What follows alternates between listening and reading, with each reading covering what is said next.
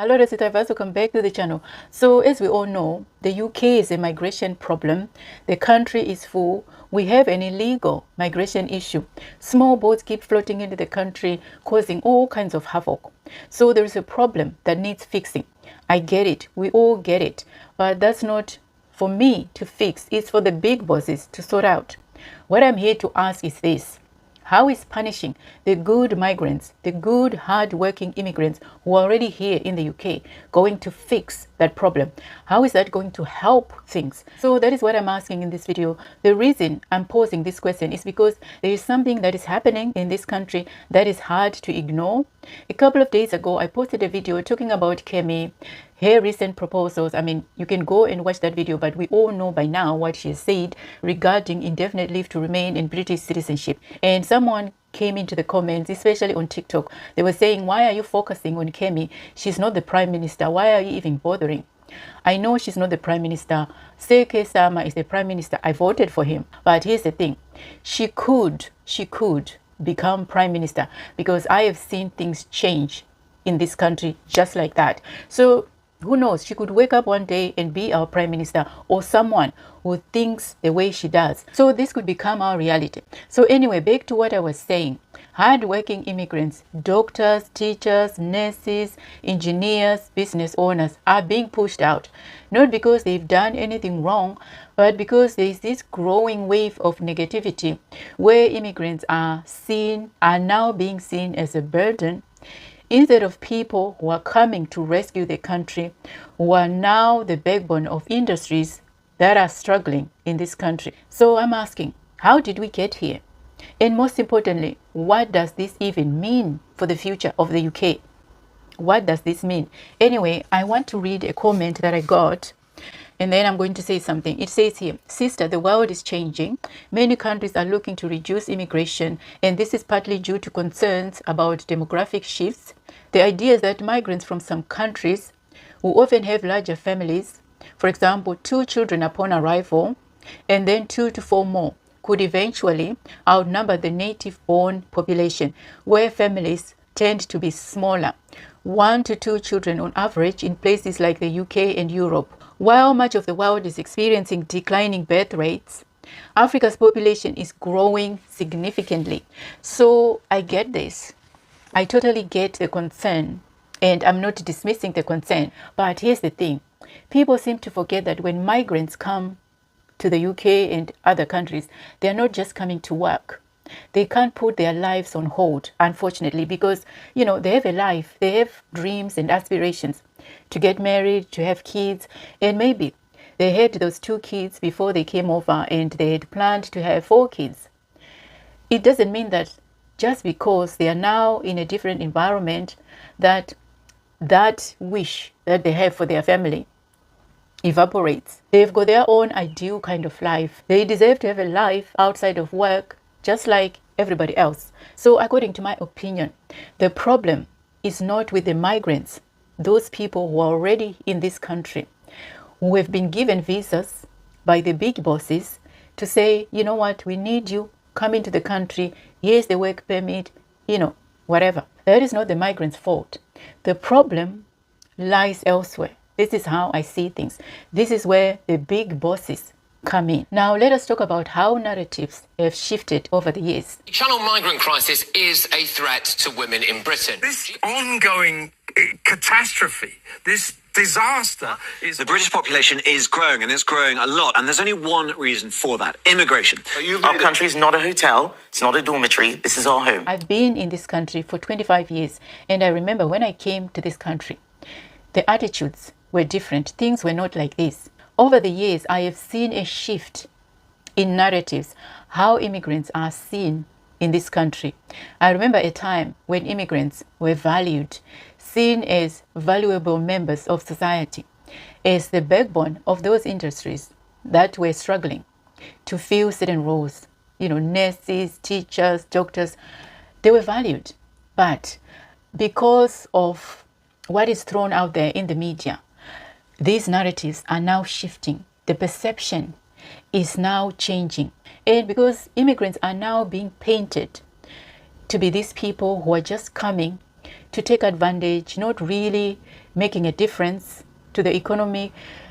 The attitudes are now changing, unfortunately. And I just want to read another comment as well. I mean, yeah, it's talking about the change in attitudes. I mean, someone left a comment and it really broke my heart. I mean, it is a long comment, but I think what I'll do, rather than read, I'll just put snippets of that comment on the screen so you can see for yourself how this change or this shift in narrative is now causing other people, the natives of this country, maybe employers in some parts, not saying everyone, is now causing them to treat immigrants as if they are not human beings. It's now, causing immigrants to be mistreated. Now, don't get me wrong. We have illegal migrants who come into this country just to take advantage of the system, who are committing crime after crime. I'm aware of that. So, I'm not dismissing that. That is a real problem that needs fixing. I get it. But in this video, I'm talking about the hard-working migrants who are in this country doing a good job, who are actually making the UK a better place. Those are the people that I'm talking about. They are now being lumped, unfortunately, with everybody else, with the criminals. They are now just being put in the same boat. And I'm saying that is not right. It is not fair. And like I said in the other video, in the end, the UK is going to lose because skilled migrant workers have got options. They can take their skills elsewhere. They can go to places where they will be appreciated. Their contributions will be valued. Someone said in the comment section, I'm not sure whether it was on YouTube or on TikTok, someone said, where can they go? Which country wants them? You'll be surprised that there are countries who actually need those migrant workers. They are actually encouraging people to come. I once talked about Spain recently in one of my videos, that Spain is looking to migrants, to help them out with the economy. There are countries, believe it or not, who are actually open to having migrants, because whether we care to admit it or not, we all need each other, because there are certain skills that are not abundantly available in some countries that are abundant in other countries. So those countries will need those people, those skilled workers, to come to their country to fill that gap. So this has been happening since the beginning of time. So this is not a surprise. Now, I don't just want to focus on the UK or to blame the UK or the policymakers in the UK. I also want to point a finger at our African leaders. Our African leaders are letting us down because of corruption, because unfortunately, most of us or some of us are here not because we chose to, but it is because we were left with no options but to run. We are here to seek greener pastures because there are no opportunities back home. There are no jobs. Our young people have got no other option but to skip the country the moment they graduate, because they can't get jobs. So that is a problem that our African leaders need to fix. Corruption is killing our continent. I mean, that's another video, and I've spoken about this anyway in some of my videos. So that is why I'm saying I don't just want to point a finger at the UK, at the policymakers who are making things harder for migrant workers. African leaders are also to blame. Africa needs sorting.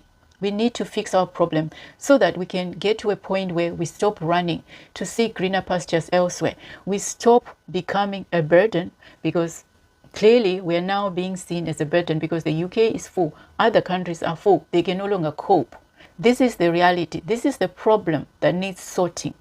So looking at Africa is looking at the source, one of the sources anyway, because it is not just Africans who are in this country. Other people as well from other countries, but I speak for Africa because I'm an African as well. Now coming back to the UK, with the strict visa rules and the changes and all that, the reality is, or the impact on society is, families are being torn apart. If a migrant worker is in this country and their family cannot join them, it is a real issue. And also, if things are becoming harder for immigrants, they are now being forced to leave, which means companies and businesses are losing skilled workers. Businesses are losing their workforce, and communities are feeling the strain, because a country that doesn't value its workers, no matter where they come from, whether you call them migrants or whatever, that country is going to lose. It is going to lose. And let us not forget the emotional and mental toll. Imagine coming into the country, spending years, sometimes decades, contributing, paying your taxes and so on, only to be told that you're no longer welcome. How does that feel? It is heartbreaking. And mind you, this is not just about immigrants. It affects everyone. Because if the UK loses hardworking people, good people, honest, genuine people, skilled workers, those workers who are in key sectors where they are needed, this is going to affect the society. When you make things hard for honest, hardworking immigrants, when you push them out, there is going to be a void that needs filling. The economy is going to suffer. Public services are going to decline. And the society is going to be divided.